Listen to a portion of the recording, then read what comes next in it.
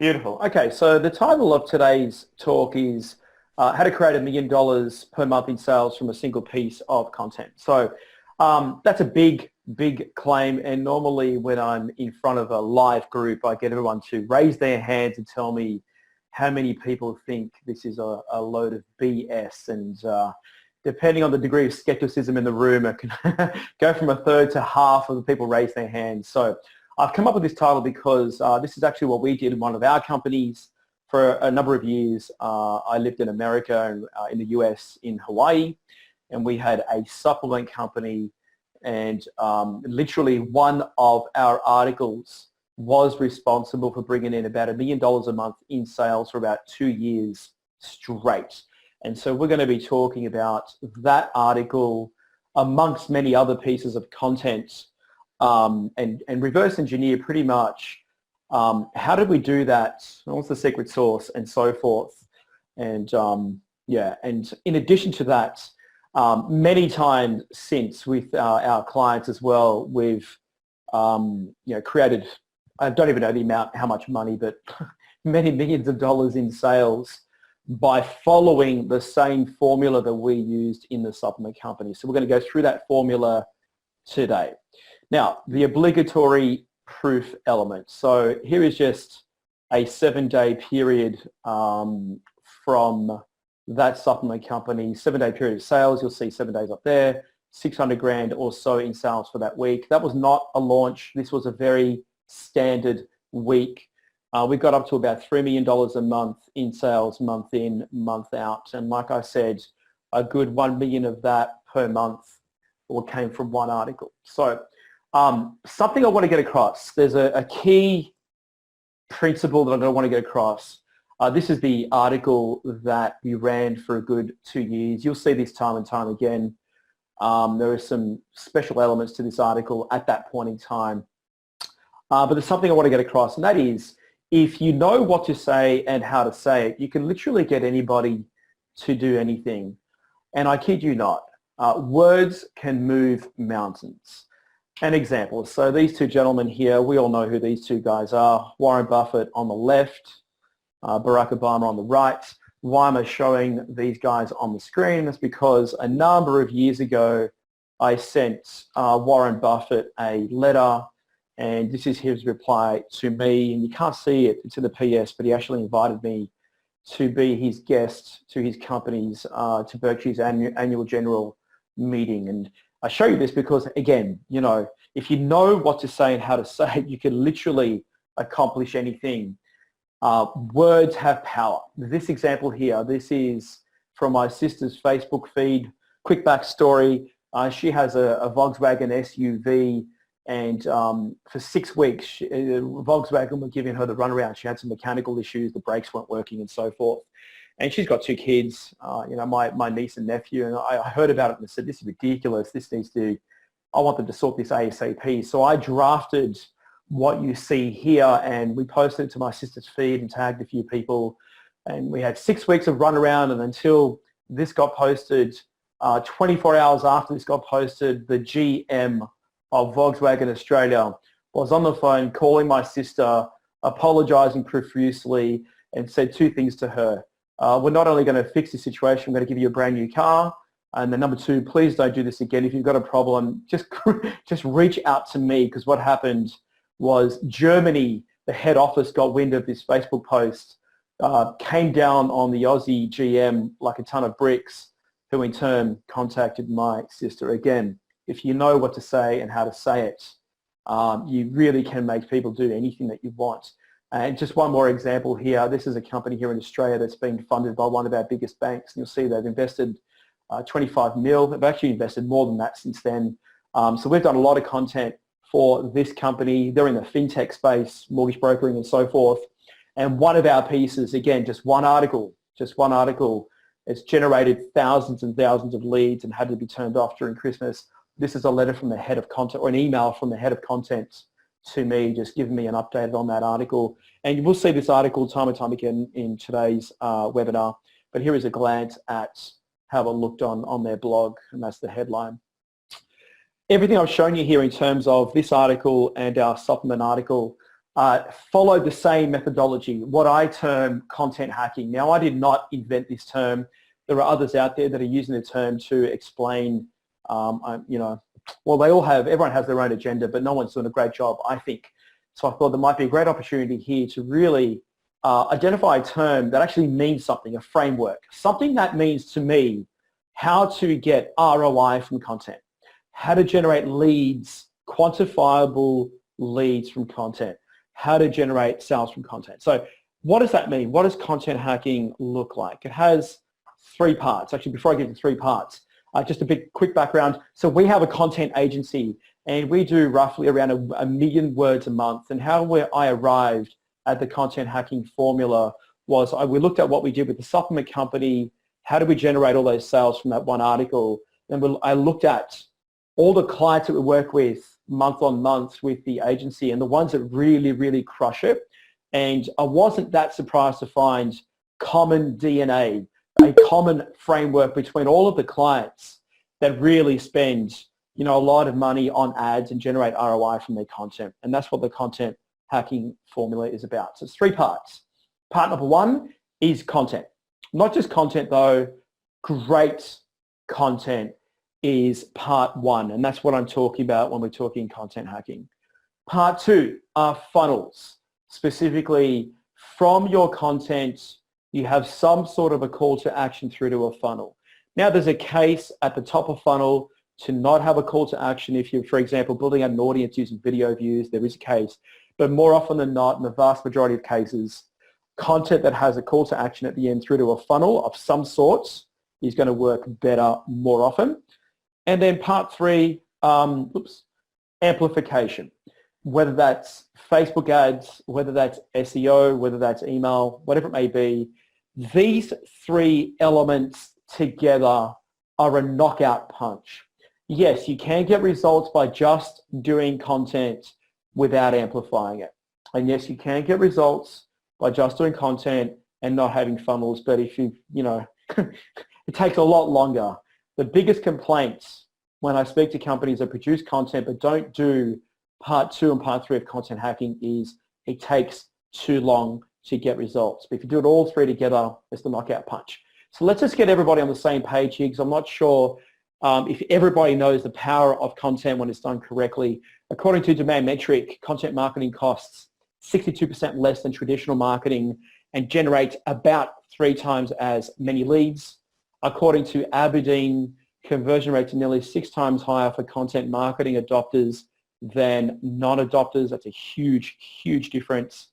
According to HubSpot, companies that publish 16 plus blog posts per month got almost 3.5 times more traffic than companies that essentially did 0 or 0 to 4 posts per month. And finally, and this one's my favorite because this one is right on the money, about half of buyers viewed 3 to 5 pieces of content before engaging with a sales rep.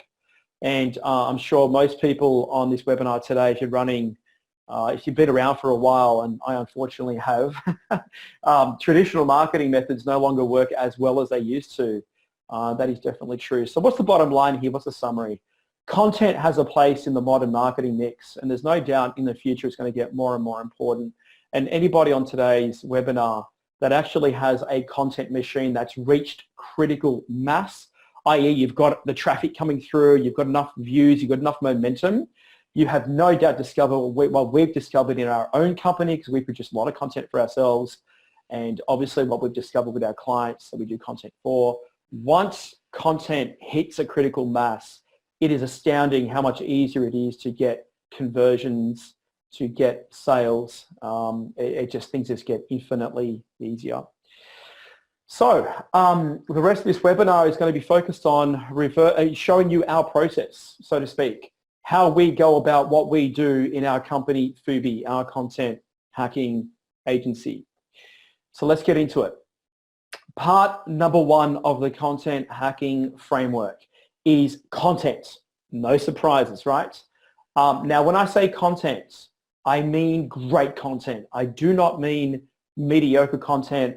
I do not even mean good content. I mean great content. So what the heck is great content? First up, to create it, most important, More important than anything else, you need to go deep into your audience.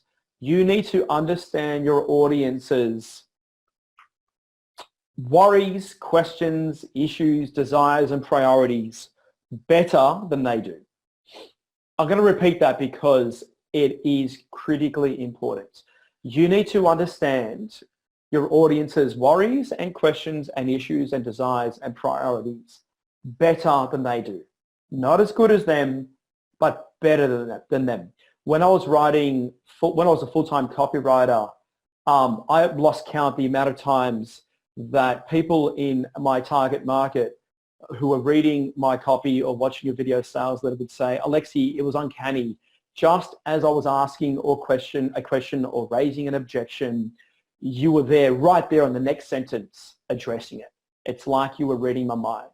And that's not because I'm smart, it's because I took the time to understand the issues that were central to our target audience. And that applies now when we do content for ourselves and we do content for clients, is that we really need to understand exactly what's going on in the mind of the audience. How the heck do you go about that? Look, I could show you a whole bunch of tools here. I could spend hours literally talking to you about different little hacks that you can use. And there are many that all of us know from using the People Also Ask feature in Google, using tools like SEMrush and so forth. I'm just going to bypass here because I know this is a bit more of an advanced audience. So I'm going to show you 2 ways that we use time and time again that I personally believe is better than any of the tools you're going to find out there. The first one is Super Salesman. Okay. So if you have a superstar salesperson on your team, or if you, as the founder of CEO and so forth, are the superstar salesperson, then you have all the market research you need to identify the issues and the worries and the questions and the frustrations and the desires of your target audience. It's as simple as that. You cannot be a superstar salesperson without intimately knowing what keeps your audience awake at night. And this is why I suggest to every one of our clients, if they have a superstar salesperson, give us access to them. Let us interview them. This is why I say to every company that I speak to, make sure there's an open dialogue between your superstar salesperson and your content team. Make it an open dialogue back and forth. Get them talking regularly because it's astoundingly awesome market research. This article here, how did we come up with this headline and why in large part was it so successful in a very competitive space? Really easy. When we started working with this client, I just said to the head of content, hey, Helen, go out and speak to your superstar salespeople and ask them the following question. What is it that everybody's asking on the phones when they're inquiring about your services? We're inquiring about getting a mortgage with you guys. And she went out and asked the team, came back and said there was a universal answer. A universal answer. I said, beautiful, what is it? The number one question we get time and time again is, how can I maximize my borrowing power? And so bang, you'll see in the second part of that headline, that's exactly what we used. And it was literally that simple. Now, of course, we did do some extra stuff that is beyond the scope of today's presentation, but for the moment, what I want you to localize your attention on is the key benefit there of maximizing your borrowing power. That precise language came from the sales team. Okay, so there is the first technique that I think amongst many others is one of the most powerful, maybe the most powerful. It's head-to-head for me. The next one might be even stronger. I don't know. I tend to oscillate between the two, and that is using a software called BuzzSumo. Now, I don't know how many people on today's webinar know about BuzzSumo and what it does. I'm just going to assume for a moment that no one knows anything, so I'm just going to explain it quickly. And then I'm going to show you a way that we use BuzzSumo that is different from anybody else. As far as I know, like we invented how to use BuzzSumo in the following way that I'll reveal in a moment, only because I've never seen anybody talk about it. Maybe someone is, but I haven't seen them. So first up, what is BuzzSumo? BuzzSumo is a really cool tool that for any keyword will show you what the most viral content for that keyword was. And so in this example here, you'll see the keyword is wine, because that's it. That's what's bolded, wine, so forth. And you'll see the most viral piece of content in the year before and the year leading up to me taking this screenshot was this post up here from higherperspectives.com. And you'll see over here that we had 1.1 million shares. So BuzzSumo is very powerful for obvious reasons. And the way most people use BuzzSumo, which is a good way but not a great way, is they type in the keywords and then they look at what is the most viral piece of content on that keyword, and they say, okay, so BuzzSumo says that's the most viral piece. What we should do is an article on the same topic, but we should just make our content longer, deeper, add more images and so forth. That technique is called the skyscraper method, very well known amongst SEO experts. And it's a good technique, it's not bad. It's by far the most superior technique. There's a much better way. And this is how we use BuzzSumo to come up with lots and lots of very engaging topics to start to build out a content plan for ourselves and our clients. Why is this important? It's important because most companies that want to produce lots of content for themselves fall into a common trap, and that is they leave it to the last minute. They are unable and don't know how to get proactive and prepare months worth of content, but very powerful content ideas in advance. So what I'm saying is, what I'm about to show you will let you be very proactive and very organized rather than being knee-jerky and reactive and slapping together your content at the 11th hour, which will inevitably mean you're slapping together mediocre content. Okay, so let me show you. Here's how we do it. So we type in a keyword, in this case, wine.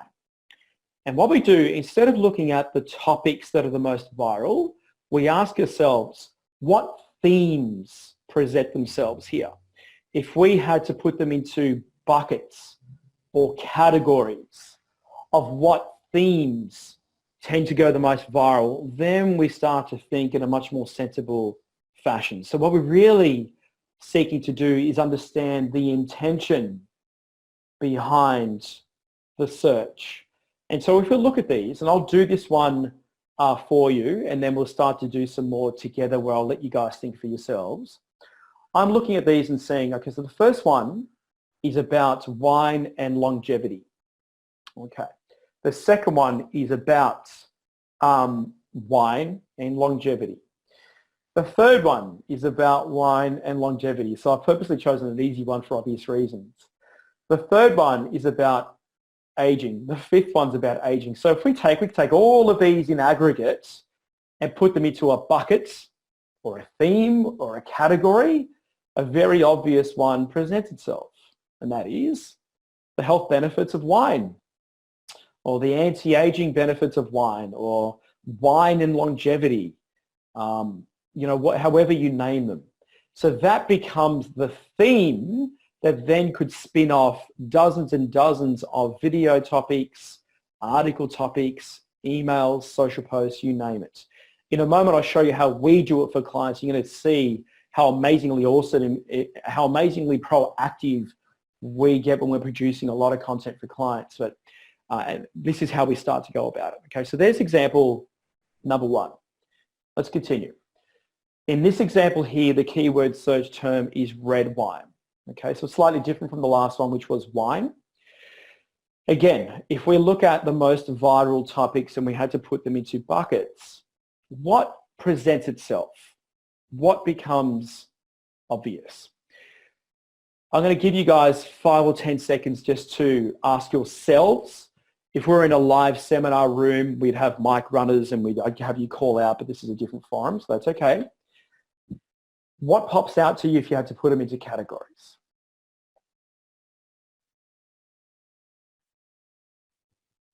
Okay, so what do I see? So I see here, the first thing that's at the top there, the most viral for red wine is a meal, like a recipe.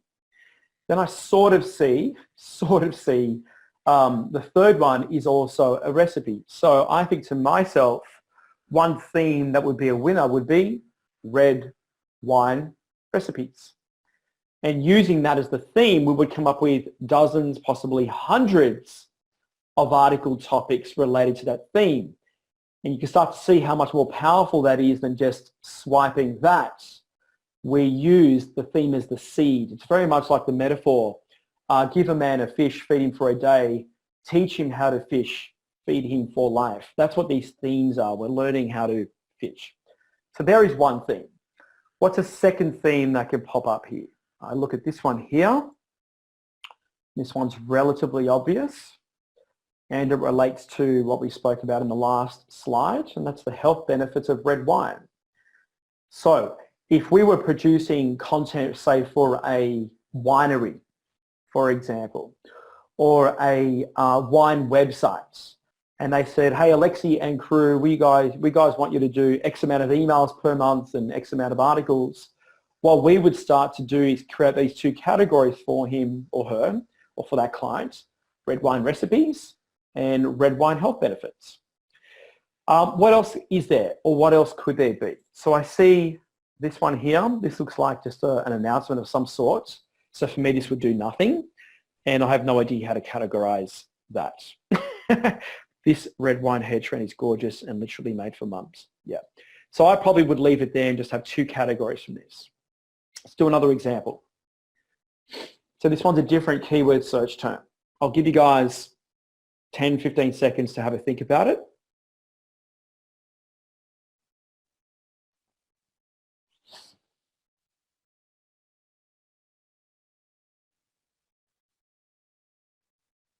Okay, here's what I see. The most viral piece of content at the top was a story about Celine Dion. Now, what does that mean to me? Actually, let's go back a step. So I see one at the top, Celine Dion. I also see Melissa McCarthy. I actually don't know who she is. I'm guessing she's a celebrity. So what I see here, 2 of the top 5 most viral pieces of content had to do with celebrities and their weight loss story. So what I would do if we were crafting content for this client, let's say they're a weight loss company, call it Weight Watchers, for example, we would create a content theme called Celebrity Weight Loss Stories. And then from that, the writing crew would come up with dozens and dozens of topics for videos and emails and articles and so forth. Now, I'll tell you now, guys, and I'll repeat this time and time again, nothing is more powerful to get attention than mentioning celebrities in your headlines. Nothing. Unbeatable. The number one. Seriously. So this is why when I first took this screenshot, I thought, oh, this one's going to be a winner. Celebrity weight loss stories would be the first theme. Now look at this one here. I see that one there and I see that there. So for me, a second theme springs out, and that would be weight loss tips, weight loss advice. So these two here would be the ones that would do that for me. Now, there's an argument to say, you could say quick weight loss tips, because this one here has 10 pounds in 10 days. And there's a case for that for sure. So there's a possible third theme. And there's a possible fourth theme as well for this one here, which would be weight loss studies. It's possible. But certainly we've got weight loss tips. Certainly we've got weight loss studies, or we could just aggregate all of that together. And the theme could be weight loss tips, and then in brackets, we could actually expand upon it and say, this could include recent weight loss studies. It could also include quick weight loss tips. And then the writing crew who are going to come up with all the topics know that the topics they come back with could cover that span of ideas. Okay? One more, and then I'll show you how we get very organized in terms of building out the content plan using this methodology. So what do we see here? I'll give you guys 10 seconds. This should be pretty easy for you.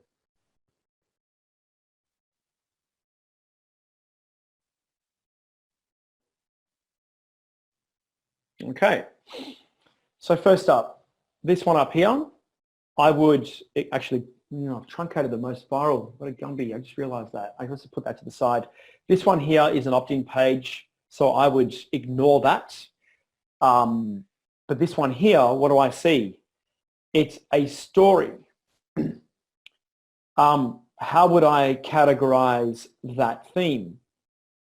So if we were crafting content for this client, our theme would be weight loss story. This is different from the celebrity weight loss story, which is what I see here. All three of these would be categorized as celebrity weight loss story. This would be weight loss story. So what we do here is when we work with clients, for example, we ask every single, I'll talk about that SMS that just popped up in a sec. I will talk about that in a sec. That's incredible timing. My God, I lost my train of thought. iMessage killing me. Yes. When we work with clients one-on-one, we always ask every single client for their own client case studies. And more often than not, they say, we can get them, but we don't have them. And so what we ask is, are you okay if we tell third-party stories? We don't say that they're your clients per se, but we use the power and the emotionality of the story to contextualize the content. And most clients say yes. So what I'm saying about that is it's very powerful to use third-party stories such as that. This one here would be a third-party story. So if you have the capacity to use stories in your space, third-party stories, create them as their own content theme. Okay. Now, how does all this come together? All right, I'm going to bring it all together now. This is the master file for one of our clients from Sam Cawthorn of the Speakers Institute. Good, awesome, great, amazing guy. If you have any interest on being a public speaker, Google him and check out his stuff. One of his themes were inside analysis of famous speeches in history. Again, his audience want to be public speakers. So we identified that theme, and then my team came up with all these topics. Now we do 120 pieces a month for Sam, 4 articles a month, and then all the related pieces from those articles. We can get between 20 to 30 related pieces out of every article, hence the 120. But you'll see here, when Sam first signed on, we wrote all of these topics, sent it to him for approval, and you can see yes, yes, yes, yes, yes. And we also came up with his second theme, personal brand and success stories. And we came up with all these topics. Sam said yes. Now, a couple of things. Let's go back a step. First up, we do 4 articles a month for Sam. Okay. Now, in one go, we have got pre-approval for, there's actually more. I don't think I've got a third yet. There's actually another content theme. So long story short, we had 32 topics that we got pre-approval on. What does that mean? We have instantly in one go 8 months worth of articles pre-approved. Bang, proactive, organized, no knee-jerkiness. That's the first thing. Second thing is, and this is no accident, remember I said about celebrities are the greatest mechanism for getting attention? Now look at this. Winston Churchill, Ronald Reagan, Abraham Lincoln, Nelson Mandela, Gandhi, etc., etc., etc. No accident. Jessica Alba, Michelle Obama, the list goes on. So if you have the potential to use celebrities in your content, please do so. Now, when I say celebrities, I do not mean exclusively world-famous celebrities like these. They can also be celebrities within your industry. For example, my background, copywriting. There is a celebrity in our industry. His name is Paris Lampropoulos. Very, very close and dear friend of mine. Also my main copywriting mentor. Paris is known for being somewhat reclusive. He's been paid over $1 million for a sales letter multiple times. The only way you can learn from him is by actually being his copy cub. Never before in history did he produce any information products, nothing. About 3 or 4 months ago, his cousin was diagnosed with cancer, and Paris set up a GoFundMe campaign and to raise money for his cousin for the first time ever, pulled together an info product and offered it for $297. Now, Paris is not a celebrity to anybody else but copywriters. But once he announced the release of the GoFundMe campaign and the trainings, within weeks, he raised nearly $250,000. I think something like $216,000 from a very, very underground community of copywriters. How was that possible? One reason only. Didn't have to do with the quality of his content. It had to do with his reputation, his celebrity status. So if you have celebrities in your own space, even if they're underground, use them. We have 5 ways to get proof into headlines. Celebrities are number 1. Now, so that's that. Next, we're going to move on to the quality of your content. So this guy here, we all know who he is, Albert Einstein. He's known for many things.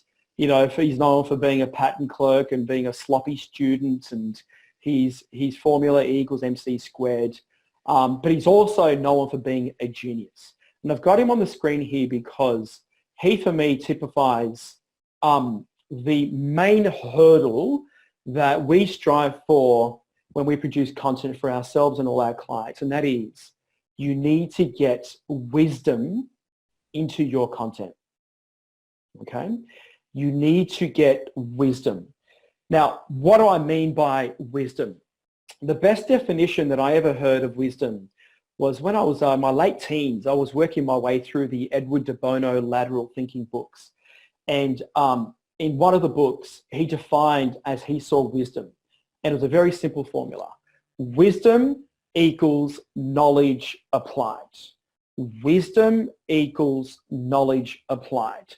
And when you think about it, what a great definition. What a great definition.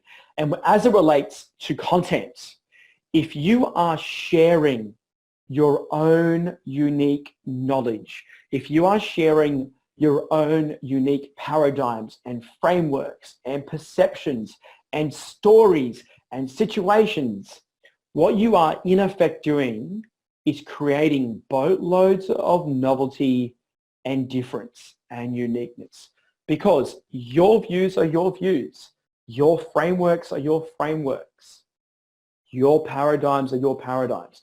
You want to create content so rich with wisdom and therefore novelty that your audience cannot get that content anywhere else in the world. I am not exaggerating. That is the hurdle you need to strive for. Sometimes it's doable, sometimes it's not. We strive for it with every single client we work with. We can't make it happen with every single client for a range of reasons, but that's what we strive for, and that's what you should strive for in your content too. And if you do, I promise you, you will find the success of your content, however you track it, will absolutely skyrocket. So let me take you through some examples. This is a content piece that we wrote for one of our clients. Again, you're going to see the same footprints time and time again. What do we see here? We see a celebrity, Elon Musk. That's no accident. Now this piece, by the way, crushed it for our clients. Okay, so I'm going to show you why it crushed it in terms of engagement and so forth for the moment. First up, we've got Elon Musk, celebrity status, always in the news. So if the targeting is correct, if the Facebook agency is targeting the correct audiences on Facebook, pretty hard to ignore this post if you're in business, you're a fan of Elon Musk and so forth, right? That's number one. Number two, there's a little secret reason that only one person has ever given the correct answer here, and I've given this presentation a couple of times. So most people, when they think of Elon Musk, they think of him as a genius, they think of SpaceX, Tesla, so on and so forth. But there's an aspect to Elon Musk that nobody really talks about, but all of us on some level want to know, okay? This is part of the reason why this particular content piece was so successful. So you'll see this headline here, Elon Musk's secret to sales success. What we identified was when most people talk about Elon Musk, they're talking about the challenges with Tesla's share price, or how many people are short the stock, or how hard he works, or whatever it may be. What we couldn't find was anybody talking about how he can sell, because the guy can sell.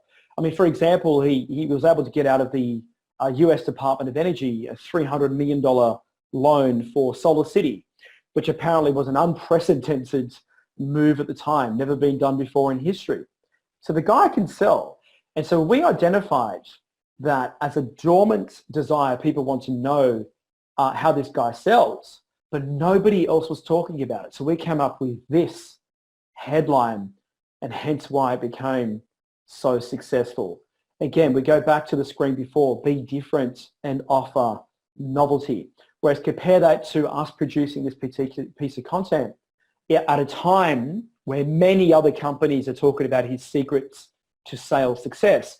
You're going to scroll through your feed and just go, yeah, I've seen this before, this is boring. But if no one's ever talked about it before, then you've got a lot of novelty. Here's another example. This is from Sam Cawthorn's contents. And again, imagine you're a public speaker or wish to be a public speaker, and you see this particular ad pop up on your feed. That's pretty irresistible. Okay, first we've got Martin Luther King, very, very famous man. We've got that pivotal speech, and then taken that also in aggregate along with how often do you see someone looking to analyze the I Have a Dream speech from the viewpoint of public speaking. So if you're in that market and you see this pop up on your feeds, well, you've got something quite special there. Another example. We see here everyone's president that we love to talk crap about, whatever your political views. The reason why he's on the screen along with his advisors is we have a client that's an interior designer. And during our discovery call, he said, look, Alexi, I want your team to do interior design tips for us. I said, Larry, that's a good idea, but it's not a great idea. Let's dig further. And so 40 minutes into the call, I said, man, who else have you worked with? What have you done? And then he said, well, in the 80s, we actually manufactured and designed the rug in the Oval Office. I went, what? Yeah. Then he proceeded to tell me a story that made its way into the papers. There was a battle between the outgoing First Lady Nancy Reagan and the incoming First Lady Barbara Bush. It's a whole drama over this rug. It was a fantastic story. So therefore I said to Larry, let me ask you, how many interior designers have this story? And he goes, probably nobody. So that became the basis of one particular article.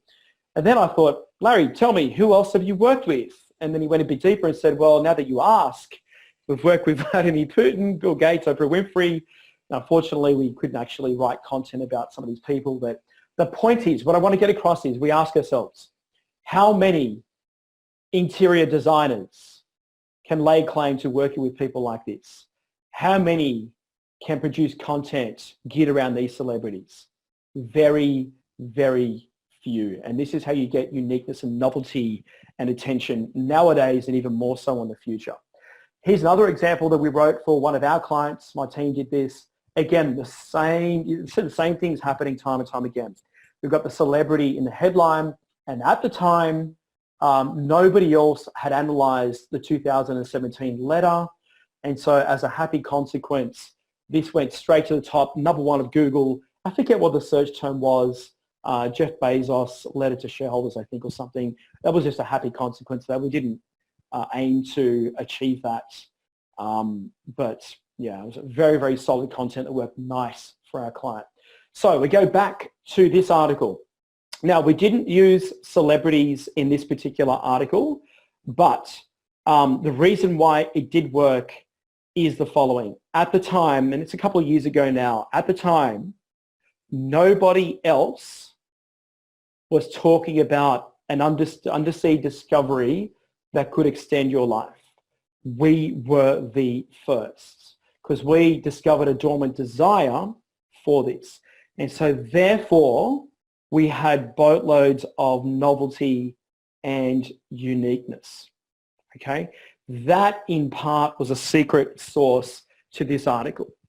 This article here, again, same deal. Nobody else at the time was combining the 4 tips to help maximize your borrowing power. So in a nutshell, what you want to do with your content is integrate wisdom, and as often as you can, get celebrities into your headline. And as often as you can, if you have a sales team, speak to your sales team. Create that open dialogue between your sales team and your content creators.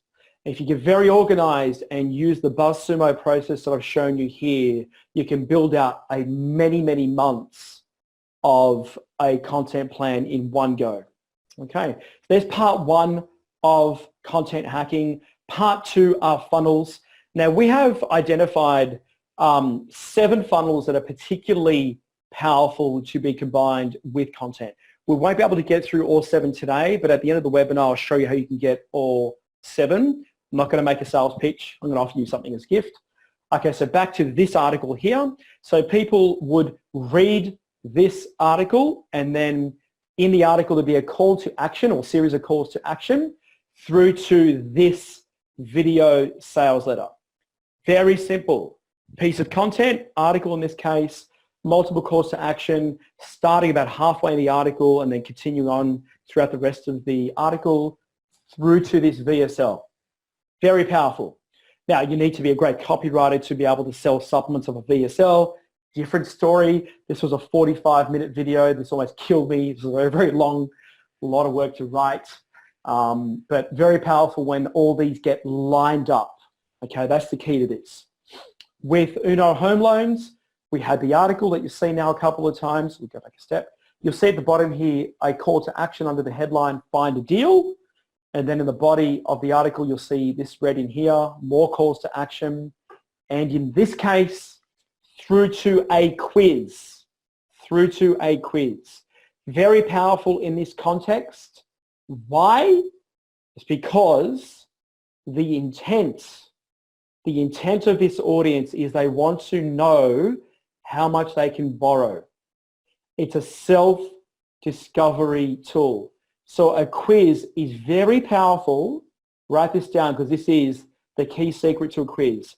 It's very powerful when the intent of your audience is finding out and discovering something about themselves, something they're asking about themselves. In this case, how much can I borrow? Okay, that's why this works so well. Here's another funnel, a different way to think of funnels. So this is a screenshot from our client's Facebook dashboard with permission. You'll see here on the left, spent about $1,000. You'll see here on the right, 20 grand in revenue or so, 20 to 1, pretty cool. What's even cooler is this is only one part of his dashboard.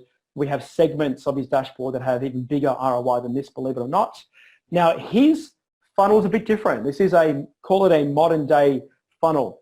Now, those of you on today's webinar that have a retargeting framework, retargeting is another type of funnel.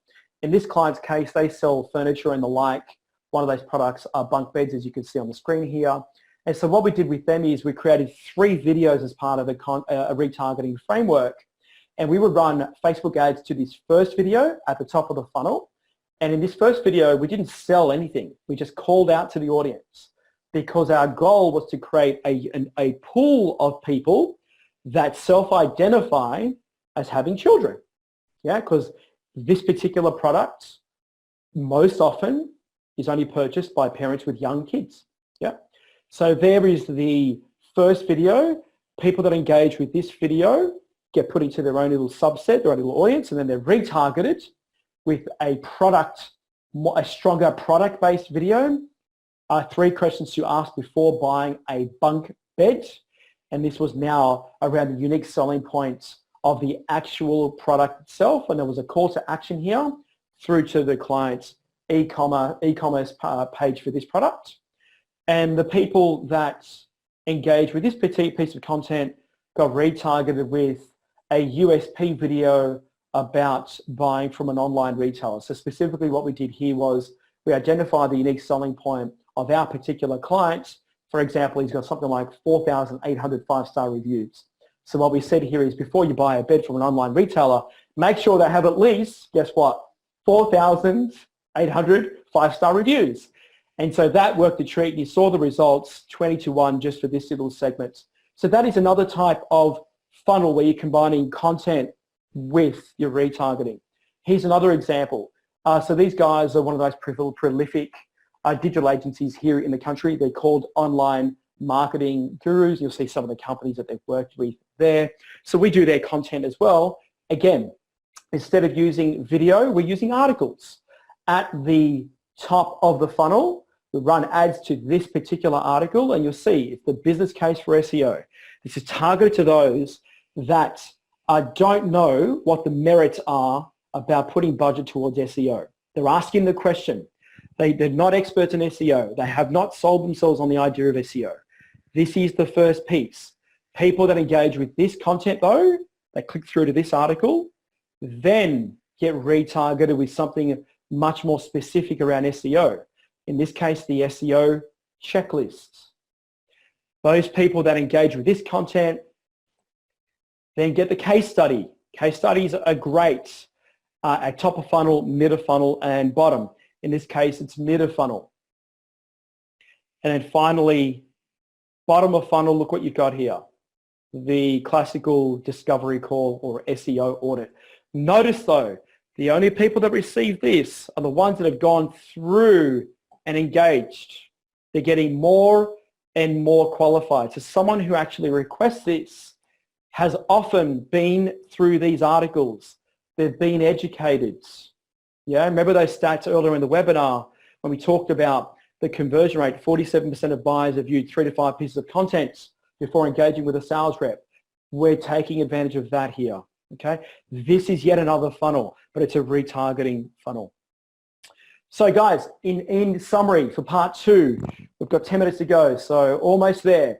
For part 2, you absolutely need to combine your content with funnels, whether that's a video sales letter, whether that's a quiz, or whether that's a retargeting framework. You need to do it. Like I said, we have 7. I've shown you 3. In a moment, I'll show you how you can get the rest of them. So it's all good. But if you combine your content with funnels, you are now laying the groundwork that is essential to get ROI from your content, okay? But there's a part 3, and that's amplification. What do I mean by amplification? Well, there's many ways. There's Facebook ads, there's banner buys, there's email. In this case here, this is the banner, one of the many, many banners that we ran to our article that I've shown you before. So people would click on this banner, and this would pop up on so many networks it wasn't funny. They click on this banner, go through to the article, and then from the article through to the checkout page. Okay, that's amplification, that's simple. In Uno Home Loans case, this is the actual Facebook ad that popped up on Facebook. People will click on this, go through to the article. You can see the same thing time and time again. Through to the article had call to action at the bottom through to a quiz. In this case here, this is extracted from SEMrush. Amplification can also be SEO, okay? I know SEO has lost some of its glory over the last 5 years or so. For some markets, I tell you, it's still an opportunity big time. This is for Uno Home Loans. And just so you know, guys, they're in a very competitive space, mortgage brokering, fintech and the like. And you can see where our efforts came in because we produced probably 150,000 words for them, and they distributed our content over an extended period of time. But you can see nothing. And in conjunction with their digital team, you can see the skyrocket of traffic there. So this is amplification, okay? Again, this is another one of our clients. We don't do all of their content, we do some of it. But you look at all of the number 1 positions and look at some of that volume. 22,000 number 1, 74,000 number 2. That's probably giving you 30,000 searches a month. Serious traffic, good, high quality business. Again, SEO. What else is amplification?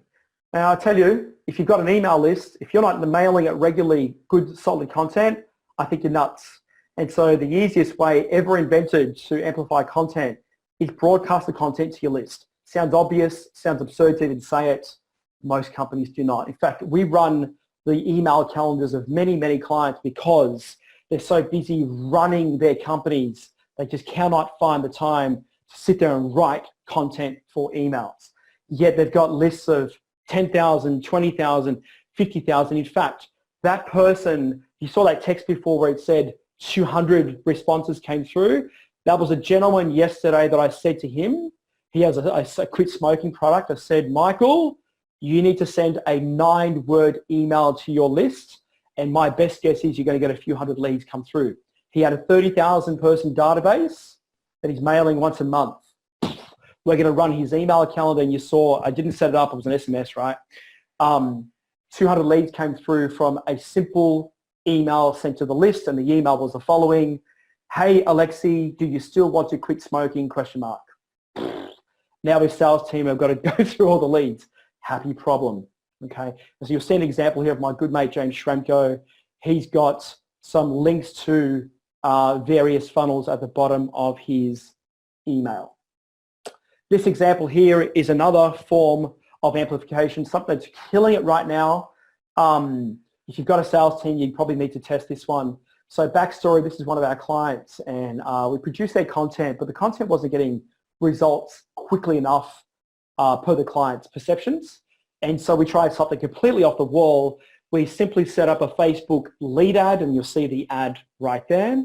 People would click on the learn more, and then the pop-up would appear within the Facebook platform, and then they go through to the blog post. So all we effectively did, really damn simple, we just gated the blog post with a Facebook lead ads. And the client was able to get leads coming through from the very beginning, like from the get-go. And so I can't give you all the results because I don't have permission in terms of how much they spent and so forth, but I will tell you 100 leads came through almost immediately, 23 of them that were high quality.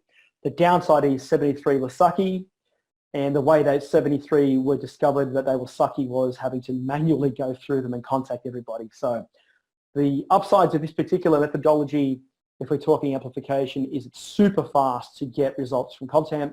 The downside is you get a lot of tire kickers, especially from Facebook. So you've got to work through the leads. Horses for courses, but super powerful, super powerful. Guys, in a nutshell, that is content hacking. Part 3 is amplification. You absolutely need to amplify your content. If you're just putting content on social without boosting it in some form nowadays, it's almost pointless. The organic reach on Facebook is less than 1%, meaning almost nobody sees it. There are different ways to amplify content. Some have more merits than others depending on your particular opportunity, but just know when you combine all 3 parts of content hacking, content funnels and amplification, it truly is the knockout punch. I could show you many more examples, but we're running here short on time. It's okay though, because I've got a book, and that book sells on Amazon for $17.95, but I'm going to offer it to you guys as a gift because Greg is my brother from another mother. And all you need to do is go here, fubi.co/book. And in the book, I expand on many more examples, expand on the content hacking framework. And the good thing is I wrote it in a Q&A format, meaning you don't have to start from beginning to end. You can just go through the table of contents, dip in wherever you've got a challenge right now. And I kid you not, it's the best advice that I could possibly give based on the experience and the results that we get for clients. So go there at that link right now. It's complimentary. So yep, that's for everybody. And those of you that are doing your own content but you're running out of time, those of you that want to produce more content, or you're not happy with the content you're doing, or whatever it may be, you may want to chat to us about our managed service. If that's the case, that is my personal email. Just shoot me an email and we can have a chat and we can go from there.